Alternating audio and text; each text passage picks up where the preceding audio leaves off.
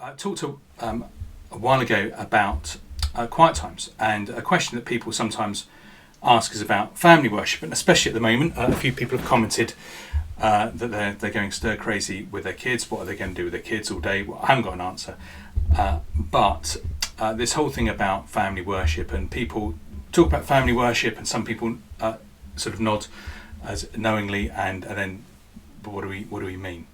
A very helpful book I want to recommend to you is called A Neglected Grace by Jason Heller-Poulos.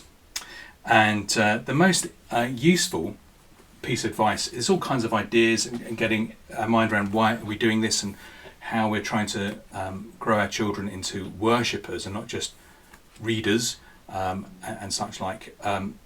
Very helpful, but the most helpful bit in the book is just do it. So if you're doing something, then already you're a long way.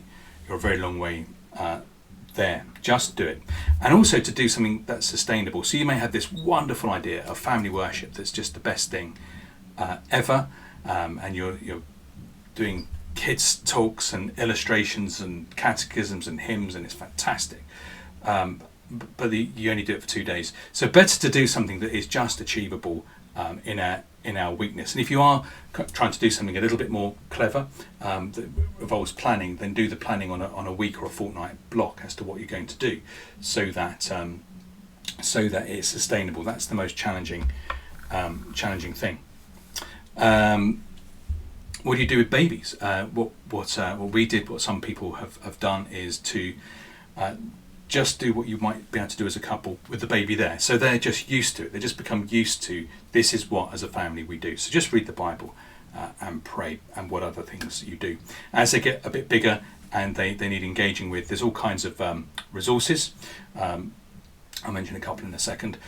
So you can interact with them. You can do songs and scripture memory songs and things like that. There are various Bible storybooks and things you can use. Although it is good for them to just engage with reading an ordinary translation you might use, and albeit in bite-sized chunks, and to pray as a family and to try and encourage them to join in. You might need to give them a bit of a framework and help with that. Now, if you're going stir crazy with the family in your house, some other things that you can do. There is this book by Sinclair Ferguson, The Big Book of Questions and Answers. Actually, I think it's a series of 4. So that is a useful resource, and what it has is just one side A4 is a little session you can do with a child or with a family. So it's done as a catechism style. So some people don't like catechisms because it sounds like we're telling them what to believe. The idea is you have a question and an answer, and that's a little summary of some kind of Bible truth. But what Sinclair does is he has a scripture memory as well. So you have a talking time, you talk about a Bible verse, you have an action time to think about and a prayer point, and then the question and the answer, so they remember the truth. That's kind of the point of it. Some people may have come across Colin Buchanan DVDs and CDs. Some of it's quite silly, quite fun, but also they have helpful scripture memories, and he does some catechism questions. Doesn't do all of it, but he does a few. It's just very good stuff, and very engaging for the kids. There's another one, very simple, you can get on the Church Society website, I think, we used to be able to, called Songs for Saplings, which takes you through the short catechism, and it's some quite good, some of them obviously very kiddie, but it's a scripture memory and a question and answer, and it's quite memorable. There's various other things as well you can get. If you go onto our website and scroll down, there's a 10 of those link, and you can do a search for kids material. Everything on their site I think has been pretty good that I've seen. Now, the other thing I want to say about family worship is to address dads especially. So if you're a mum and you have either you're a single mum or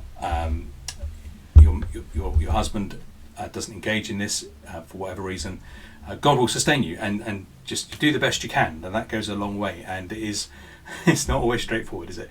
And some larger families, I mean, you're almost at a size you can split into home groups already. But I want to address dads. The scripture seems to put it puts the onus on you to take a lead. Now, you may feel that your wife is far better equipped to this. That's okay. It's a challenge for you to step up and be able to do that. But also, I think it's you may defer to your wife. So you could say, okay, kids, we're going to worship the Lord now. Mum's going to read a bit from the Bible. You might need to do something like that. That's okay, but take initiative. There was some research a while ago about reading. And I was not much of a reader until after I became a Christian. But there was some research about the fact that, as it's long known, that girls are better readers than boys. Boys don't really read. There is an exception if they see their dads read. And a friend of mine read this research, and so he thought he would have it so that his son would catch him reading when he comes home from school, and they were delayed coming out of school. He said, "I'll read a wretched book for an extra half an hour." Now, I found this is actually true with worship, at least with boys. I can't comment on daughters. I've not had one. So the way I used to do my quiet times, my devotions for myself, was at my desk here. And the reason why is I think it's pretty important that I do it. I think it's important we all do it, but for my job it'd be inexcusable for me not to do it. So the way I viewed it is this is my sort of meeting with my boss before I do my task that he's assigned me. And that would make me do it. I wouldn't miss a meeting with my manager or my director if he called me. And my son was always very open to the idea of doing these things, and he would from time to time to do them, and we'd encourage him how to do that, but they weren't sustainable. For a while, I do this on the sofa in our lounge. So we have breakfast and a family worship, and then I will go and I'll have my quiet time by myself, but where my son can see me. And he's always seen his mum do that, but once he saw me do it, he every day will get his Bible, and he in the dining room he sits and studies the Bible and prays by himself. So dads, we don't like taking responsibility, but it does seem that our sons copy what we do. Of course, they do that negatively as well.